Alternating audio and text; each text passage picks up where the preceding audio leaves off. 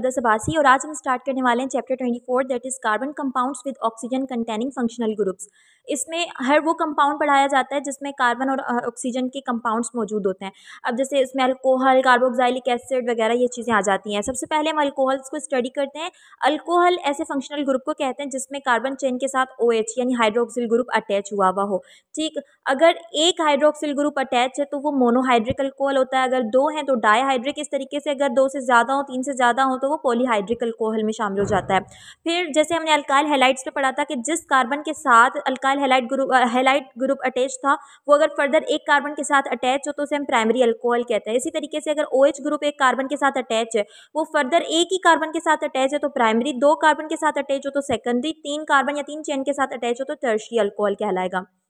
Nomenclature पर आएँ तो नोमेनक्लेचर के लिए आप याद रखें कि इसमें अगर कॉमन नेमिंग होगी तो उसमें अल्काइल अल्कोहल की नेमिंग आएगी। अल्काइल अल्कोहल यानी पहले आप चेन का नाम लिखोगे, उसके बाद अल्कोहल का नाम आएगा। और इसमें आप आइसो और क्या नाम है, सेकेंडरी, टर्शरी, ये चीज़ें भी ऐड कर सकते हैं। जैसे कि इसमें फर्स्ट, सेकेंड, थर्ड, अब इसमें जिस कार्बन के साथ OH ग्रुप अटैच है वो फर्दर दो कार्बन के साथ अटैच है तो हम इसको सेकेंडरी प्रोपाइल अल्कोहल कह सकते हैं। या फिर हम इसकी जो नोमेनक्लेचर की नेमिंग है वो इस तरीके से करेंगे कि कार्बन को हमने नंबरिंग दे दी जहाँ से OH ग्रुप करीब पड़ रहा है। फिर हमने देख लिया कि किस पे OH ग्रुप अटैच है, 2 पे अटैच है तो हम इसको कह सकते हैं 2 प्रोपेनॉल।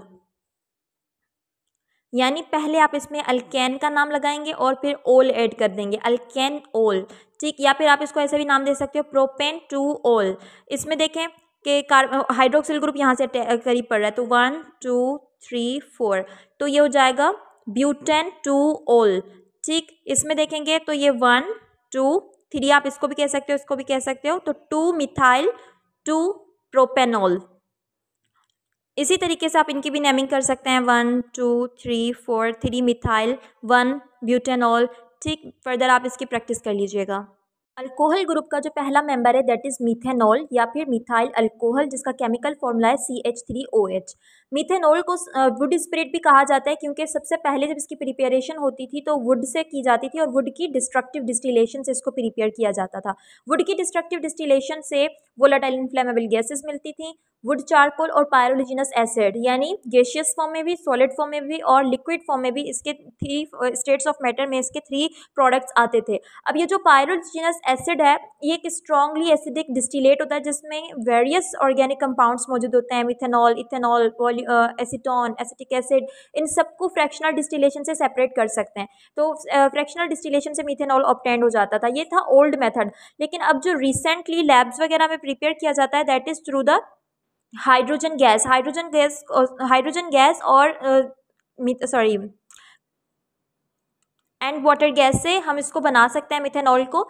फिर इसकी फिजिकल प्रॉपर्टीज़ हैं, ये याद कर लें। यहाँ से केमिकल प्रॉपर्टीज़ पर आते हैं। केमिकल प्रॉपर्टीज़ जो हैं जो मिथेनॉल की हैं वही रिपीट होंगी हर कंपाउंड के लिए। यानी जो एक सिंपल सा बेस फॉर्मूला है इसका वो हर जगह अप्लाई होगा। वो ये है कि जब भी एक अल्कोहल को ऑक्सीडाइज करवाया जाता है तो अल्डिहाइड बनता है। अल्डिहाइड की ऑक्सीडेशन से हमेशा कार्बोक्सिलिक एसिड बनेगी।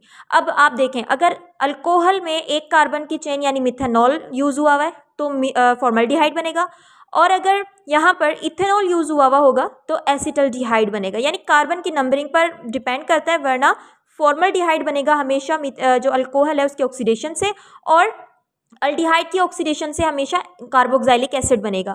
अच्छा, और इसका उलट कर दें, यानी कार्बोक्सिलिक एसिड की रिडक्शन से हमेशा अल्डिहाइड बनेगा और अल्डिहाइड की रिडक्शन से हमेशा अल्कोहल बनेगा। तो ये एक जनरल पैटर्न याद कर लें, इससे आपके काफ़ी MCQ सॉल्व हो सकते हैं अगर इससे रिलेटेड आ गए तो। अब एस्टेरिफिकेशन पर आते हैं। याद रखें, अल्कोहल जब भी रिएक्ट करेगा एसिटिक एसिड के साथ या फिर कार्बोक्सिलिक एसिड के किसी भी मेंबर के साथ तो एस्टर की फॉर्मेशन होगी एंड वाटर की फॉर्मेशन होगी। This process is called esterification. ठीक, अब आते हैं मिथेनॉल के थर्ड रिएक्शन पर। ये तो जब भी हैलाइड के साथ, अल्काइल हैलाइड के साथ रिएक्ट करेगा या फिर HCl के साथ रिएक्ट करेगा तो अल्काइल हैलाइड की फॉर्मेशन हो जाएगी। यहाँ से इसके यूजेस याद कर लें। जो यूनिक से लगे, जैसे मिथेनॉल का जो यूनिक यूज़ है that is it is used as antifreeze solution. Usually जो कार्बोनाइल कंपाउंड है वो सॉल्वेंट के तौर पे यूज़ होते हैं, तो इसलिए ये इसका यूनिक यूज़ नहीं है। अब आते हैं इथेनॉल पर। इथाइल अल्कोहल, जिसको कॉमनली अल्कोहल भी कह सकते हैं। इथाइल अल्कोहल की प्रिपरेशन फर्मेंटेशन के थ्रू होती है। जैसे स्टार्च की फर्मेंटेशन भी हो सकती है, मोलासिस की फर्मेंटेशन से इथेनॉल बनता है। अब इथेनॉल बनाने के लिए पहले क्या किया जाता है कि स्टार्च को डायस्टेस के साथ ट्रीट किया जाएगा। Diastase is an enzyme. ये एंजाइम स्टार्च को कन्वर्ट कर देगा माल्टोज में, और फिर माल्टोज को माल्टेज एंजाइम कन्वर्ट करता है ग्लूकोज में, और ग्लूकोज कन्वर्ट हो जाता है इथेनॉल में by the use of zymase. तो ये 3 एंजाइम्स और इनकी जो रिएक्टेंट एंड प्रोडक्ट है ये यहाँ से याद कर लें आप। मोलासिस की फर्मेंटेशन से भी हम बना सकते हैं इथेनॉल, जैसे सुक्रेज। अच्छा, वैसे आपको पता होना चाहिए मोलासिस किसे कहते हैं। जब केन शुगर बनती है तो क्रिस्टलाइन केन शुगर को सेपरेट कर लेने के बाद जो डार्क ब्राउन कलर का सिरप बच जाता है उसे हम मोलासिस कहते हैं। अब मोलासिस को अगर हम सुक्रेज के साथ, ये एक एंजाइम है, इसके साथ अगर ट्रीट करें इसको, तो फिर ग्लूकोज और फ्रक्टोज की फॉर्मेशन होती है, और ग्लूकोज फ्रक्टोज इथेनॉल में कन्वर्ट हो जाते हैं by the use of zymase enzyme, जो कि यीस्ट से लिया जाता है। यानी कि इथेनॉल को प्रिपेयर फर्मेंटेशन प्रोसेस के थ्रू ही किया जाता है। अब इथेनॉल की ये अल्कोहल की कुछ टाइप्स मैंने यहाँ पर लिखी हैं। इसमें से एक क्वेश्चन पहले भी आ चुका है जिसमें कंपोजिशन पूछी गई है। अब देखिए, रेक्टिफाइड स्पिरिट हम कहते हैं जब 92 to 95% इथेनॉल मौजूद हो, यानी on the basis of percentage of ethanol. ये 3 तरह की टाइप्स हैं अल्कोहल की। एब्सोल्यूट अल्कोहल, अब देखिए रेक्टिफाइड स्पिरिट जो है इसका अगर हम वाटर एब्जॉर्ब करवा ले by the use of calcium oxide, यानी क्विक लाइम के यूज से अगर हम इसकी वाटर को एब्जॉर्ब करवा लें तो ये 99% प्योर अल्कोहल बन जाती है, जिसको हम कहते हैं एब्सोल्यूट अल्कोहल। फिर आती है डीनेचर्ड अल्कोहल। डीनेचर्ड अल्कोहल को मिथाइल एटेड स्पिरिट भी कहा जाता है because of the use of methanol. इसमें 85% इथेनॉल, 11% वाटर और 4% मिथेनॉल होती है। फिजिकल प्रॉपर्टीज आप यहाँ से याद कर लें। आप आते हैं केमिकल प्रॉपर्टीज पर। केमिकल प्रॉपर्टीज वही पैटर्न फॉलो होगा कि अगर आप इसकी ऑक्सीडेशन करवाओगे इथेनॉल की तो अल्डिहाइड यानी एसिटल्डिहाइड बनेगा। हेलोजन एसिड के साथ इसको ट्रीट करोगे तो अल्काइल हैलाइड बनेगा। इथेनॉल है तो इथाइल हैलाइड बन रहा है। अगर आप सोडियम के साथ इसका रिएक्ट करवाओगे तो इथो ऑक्साइड बन रही है, सोडियम इथो ऑक्साइड। और ये जो इथो ऑक्साइड है इसकी फॉर्मेशन से अल्कोहल की एसिडिक नेचर शो होती है। ठीक, एस्टेरिफिकेशन में भी अल्कोहल का यूज़ होता है, तो इथेनॉल यूज़ हो रहा है तो इथाइल एसीटेट बनेगा। अगर इथेनॉल की डिहाइड्रेशन करवा दे, वाटर इसमें से रिमूव कर लें, C2H4 बचेगा, दैट इज अल्कीन। अगर ईथर फॉर्मेशन करनी है तो इथेनॉल को एक्सेस में यूज़ किया जाता है और फिर ईथर बन सकती है by the use of concentrated sulphuric acid.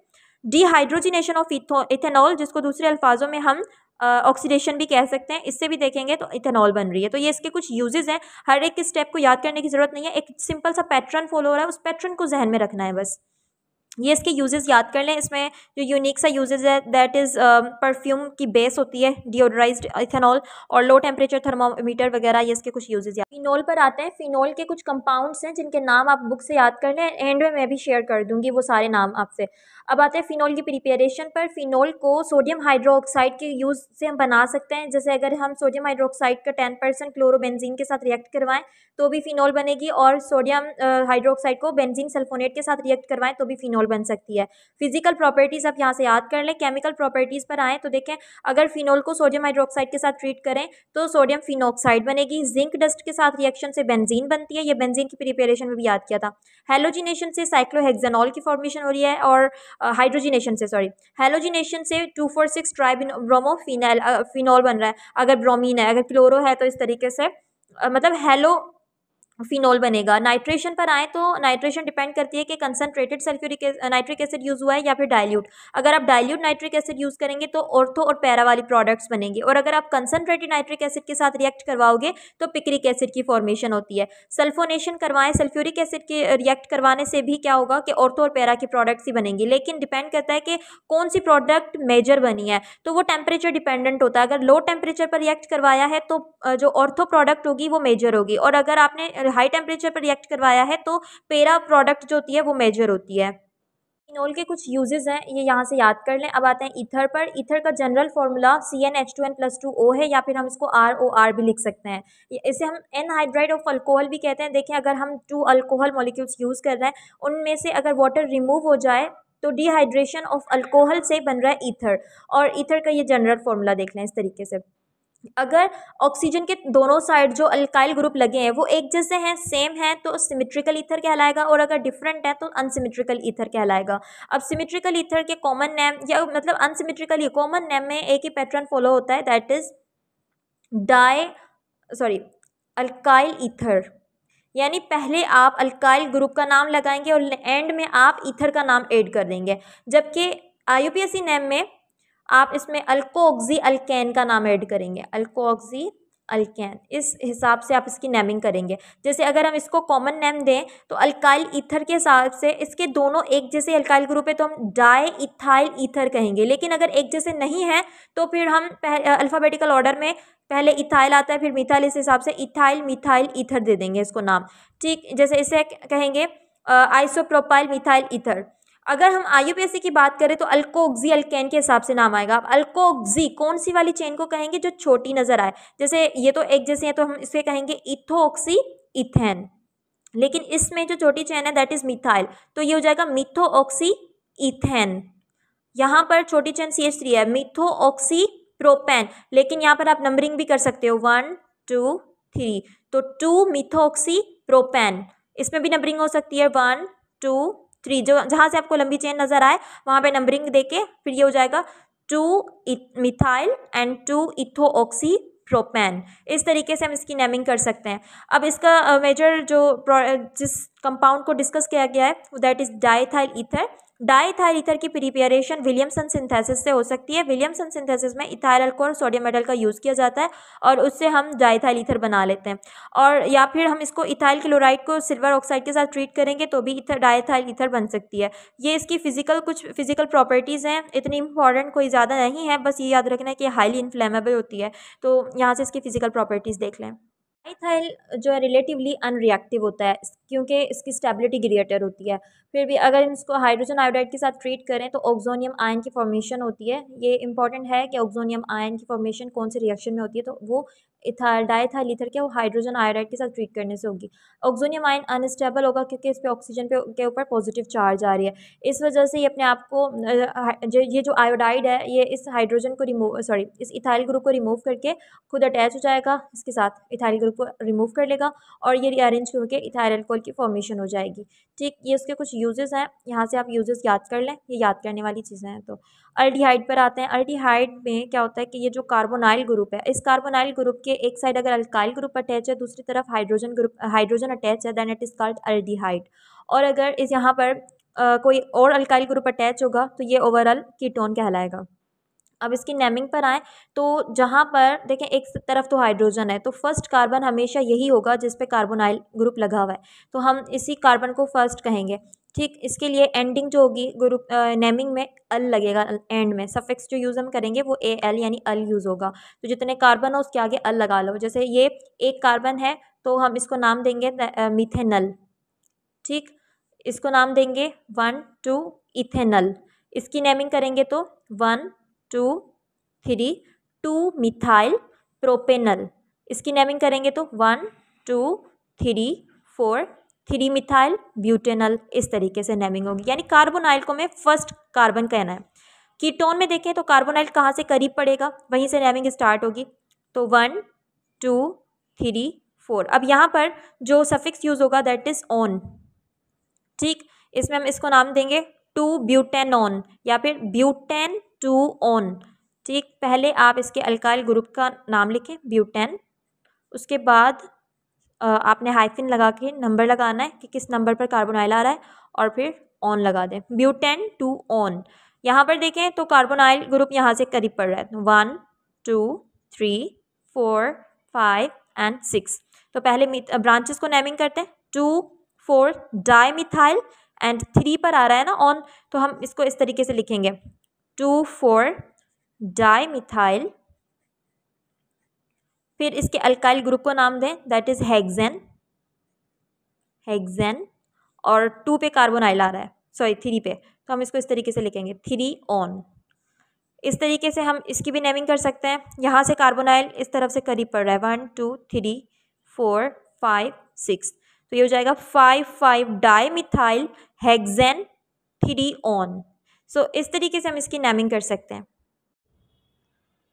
अब अल्डिहाइड के पहले मेंबर को पढ़ते हैं, मिथेनॉल को। मिथेनॉल जैसे हम फॉर्मल्डिहाइड भी कहते हैं। फॉर्मल्डिहाइड की प्रिपरेशन के लिए मिथाइल अल्कोहल की अगर हम डिहाइड्रोजिनेशन करवाएं, डिहाइड्रोजिनेशन यानी दूसरे अल्फाजों में हम ऑक्सीडेशन भी कह सकते हैं, तो डिहाइड्रोजिनेशन से भी मिथेनॉल बनेगी, या डायरेक्टली हम इसको ऑक्सीडाइजिंग एजेंट के साथ ऑक्सीडाइज करवाएं तो भी फॉर्मल्डिहाइड बन जाती है। और कैल्शियम फॉर्मेट की ड्राई डिस्टिलेशन से भी फॉर्मल्डिहाइड की फॉर्मेशन होती है। कैल्शियम फॉर्मेट की ड्राई डिस्टिलेशन होगी तो फॉर्मल्डिहाइड, और अगर कैल्शियम एसीटेट की ड्राई डिस्टिलेशन करेंगे तो एसीटोन की फॉर्मेशन होगी। ये कुछ छोटी छोटी ट्रिक्स होती हैं, याद कर लें। अब फिजिकल प्रॉपर्टीज़ पर आए तो ये इसकी कुछ फिजिकल प्रॉपर्टीज़ हैं मिथेनॉल की, यहाँ से याद कर लें। केमिकल प्रॉपर्टीज़ में भी कुछ तो पैटर्न बिल्कुल वही वाले सेम रिपीट हो रहे हैं, जैसे कि अगर मिथेनॉल को देखें तो ये एक अल्डिहाइड है, अल्डिहाइड की ऑक्सीडेशन से एसिटिक कार्बोक्सिलिक एसिड की फॉर्मेशन होती है, तो ये फॉर्मल्डिहाइड है, मिथेनॉल है तो फॉर्मिक एसिड बनेगी। अगर एसिटल्डिहाइड होता तो एसिटिक एसिड बनती।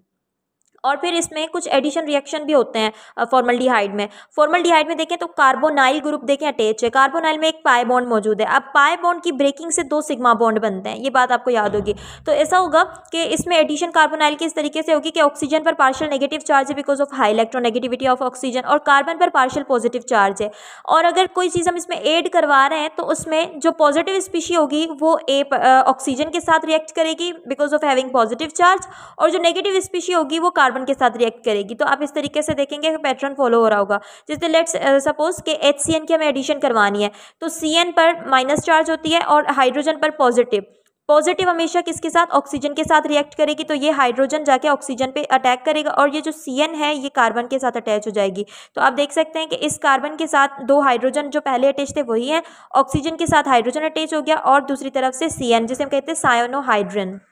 तरीके से अगर हम हाइड्रोक्साइल अमाइन की एडिशन करवाएंगे तो ऑक्साइम की फॉर्मेशन होगी, फिनाइल हाइड्रोजीन से फिनाइल हाइड्रोजोन की फॉर्मेशन होगी, अल्कोहल से पहले हेमी एसिटल और फिर एसिटल की फॉर्मेशन होगी। ये सारे एडिशन रिएक्शन है, एडिशन एट कार्बोनाइल। तीसरा जो फॉर्मल्डिहाइड में रिएक्शन होता है that is reaction with Fehling solution. Fehling solution actually it is the solution of sodium hydroxide and copper hydroxide. इन दोनों से अगर रिएक्शन हो जाए फॉर्मल्डिहाइड का तो फॉर्मेशन होती है सोडियम फॉर्मेट की और रेड PPT बनती है कॉपर ऑक्साइड की।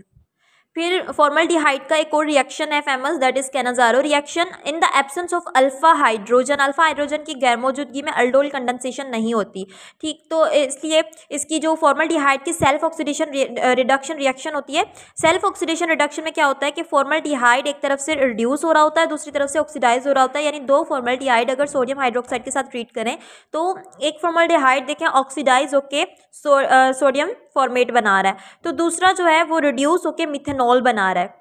This reaction is called Cannizzaro reaction. ये भी फॉर्मल्डिहाइड का कैरेक्टरिस्टिक रिएक्शन है। एक फैलिंग सॉल्यूशन रिपीट होता है, दूसरा कैनाजारो रिएक्शन, और तीसरा टोलिन्स रिएजेंट वाला रिएक्शन जो आप बढ़ेंगे अभी आगे।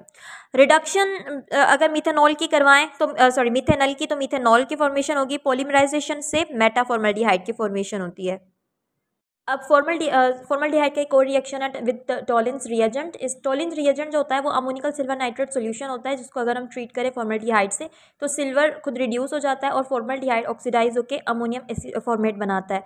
यूजेस ऑफ फॉर्मल्डिहाइड अच्छे से याद कर ले क्योंकि इसमें से क्वेश्चन बहुत सारे आते रहते हैं, जैसे एंटीपोलियो वैक्सीन के तौर पर कौन सा कंपाउंड यूज़ होता है, इस तरीके से आते रहते हैं। Acetone, it's the common name of ketone, dimethyl ketone. अब हम कीटोन फैमिली के पहले मेंबर एसीटोन पर आए। अब ये जो एसीटोन है स्मॉल क्वांटिटी में ब्लड और यूरिन में मौजूद होता है, लेकिन एक डायबिटिक पेशेंट में इसकी क्वांटिटी इंक्रीज हो जाती है। प्रिपरेशन सेकेंडरी प्रोपाइल अल्कोहल की ऑक्सीडेशन से एसीटोन की फॉर्मेशन होती है।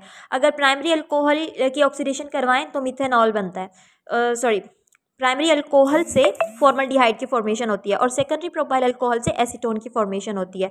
अब आते हैं एसिटिक एसिड की पायरोलाइसिस पर।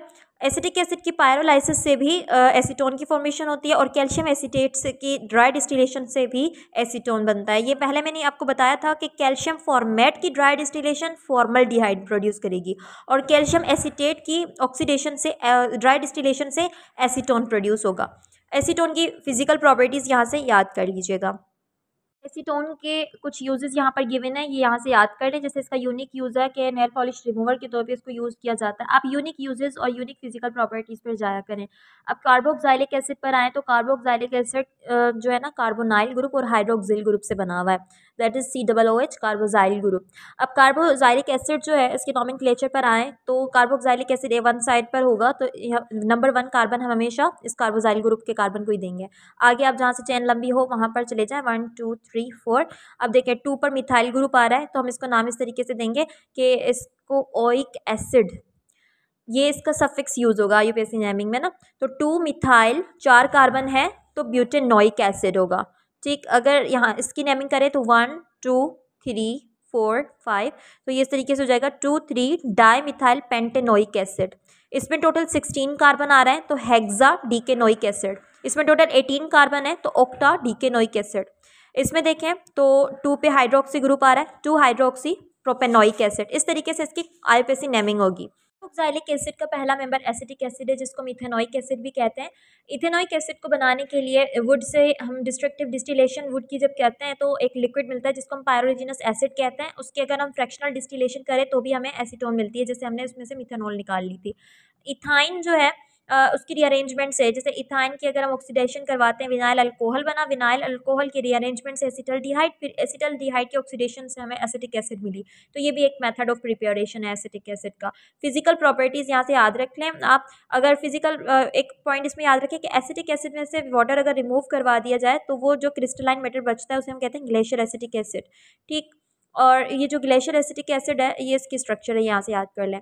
केमिकल प्रॉपर्टीज़ पर आए तो ये कार्बोनिक एसिड से भी स्ट्रॉन्गर है। वैसे है तो एसिटिक एसिड एक वीक एसिड, लेकिन as compare to carbonic acid ये थोड़ी बहुत स्ट्रॉन्गर है। और रिएक्शन इसके कॉमन रिएक्शन एस्टरिफिकेशन ये है कि जब भी एसिटिक एसिड को इथेनॉल के साथ रिएक्ट करवाया जाता है तो एस्टर फॉर्मेशन होती है, और एसिड हैलाइड फॉर्मेशन में भी एसिटिक एसिड को यूज़ किया जाता है। एंड में थोड़ा बहुत एस्टर्स को भी देख लीजिएगा। एस्टर में कार्बोनाइल के एक साइड पर अगर अल्काइल ग्रुप अटैच है तो दूसरी साइड पर OH अटैच होता है, जिस इज कॉल्ड एस्टर। एस्टर की फॉर्मेशन हमने 2 से 3 दफ़ा पढ़ी है कि कार्बोक्सिलिक एसिड और कार्बोक्सिलिक एसिड और अल्कोहल के रिएक्शन से बनते हैं एस्टर्स। नॉमेनक्लेचर पर आए तो इसके रिएक्शन में इस तरीके से होता है कि एक तरफ ऑक्सीजन के साथ चेन अटैच होती है तो दूसरी तरफ खाली चेन अटैच होती है। अब ये जो OR है दैट इज कॉल्ड अल्को ऑक्सी, इसको हम अल्कोऑक्सी का नाम देंगे, और बकाया जो चेन होगी उसको हम कहेंगे अल्केन, और एंड में लगा देंगे OH, अल्केनोएट। ठीक, जैसे इसमें देख लें कि ऑक्सीजन के साथ इथाइल ग्रुप अटैच है तो अल्कोऑक्सी के अकॉर्डिंगली ये हो जाएगा इथोऑक्सी, और यहाँ पर टोटल 2 कार्बन है तो ये हो जाएगा इथेन OH। यहाँ पर देखें टोटल 4 कार्बन आ रहे हैं, 3A और ये 4 कार्बन, तो ब्यूटोऑक्सी इथेनोएट। इस तरीके से इसके अकॉर्डिंगली नेमिंग होती है। पहला मेंबर एस्टर का इथाइल एसीटेट है। इथाइल एसीटेट की प्रिपरेशन अगेन वही मेथड होगा स्टेरिफिकेशन का, इसी से होगी।